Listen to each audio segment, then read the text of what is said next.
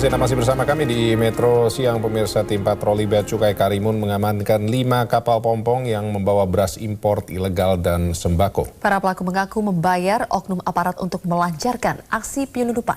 Berikut penelusuran tim Metro TV.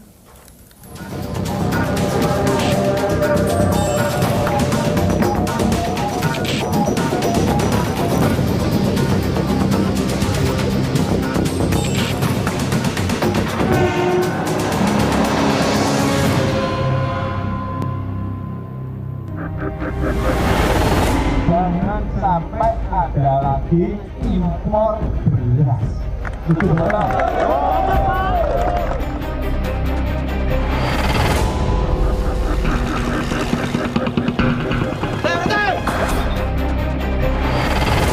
Penyelundupan beras impor ilegal kembali marak terjadi.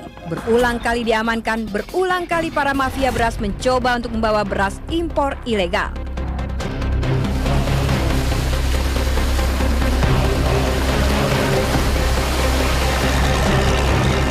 Dalam 2 pekan terakhir, tim patroli Bea Cukai Karimun bahkan telah mengamankan 5 kapal pompong membawa beras ilegal dan sembako.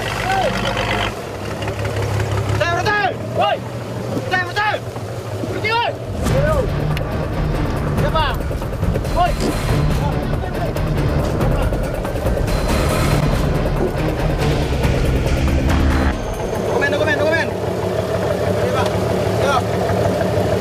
Ini dari mana nih, Pak? Kapal dari mana nih? Batam, Pak. Batam. Oh, ada beras tuh. Oh, ada beras depan itu. Batam maunya, Pak. Iya, Batam. Oh, di Batam. Mau dibawa kemana nih? Beras. Gede, Pak. Berapa ton? Kira-kira 4 ton lebih, Pak.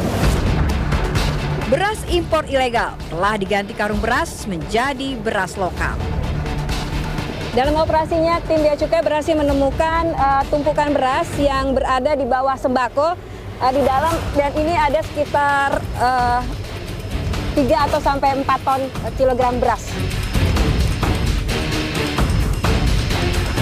Bahkan sejak Januari 2015, Bea Cukai Karimun telah mengamankan 16 kapal pompong membawa beras impor ilegal dengan barang bukti sekitar 50 ton beras impor ilegal. Itu mereka yang pengangkut ini, dia terima barang itu di pelabuhan ya, di pelabuhan. Jadi dia tidak tahu persis sebenarnya siapa pemilik. Jadi dia taunya standby di pelabuhan, terus barangnya datang, kan gitu. Barangnya itu dari mana, siapa pemiliknya dia nggak tahu. Yang penting dia dibayar untuk mengangkut gitu. Modusnya rata-rata seperti itu.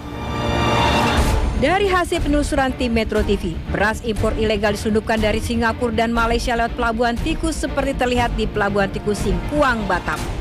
Bulan. Ya, Pak. Terima kasih banyak ya, Pak. Bulan. Dengan Raja, Pak. Tahu sama tanya, tahu saya siapa saya. Bulan. Ya, Pak. Mari, Pak. Warnanya pink berasnya. Iya, Pak. Ya, Pak. Oke, Pak. Nanti saya. Di lokasi tersebut juga terlihat aparat berseragam lengkap dengan mobil operasional.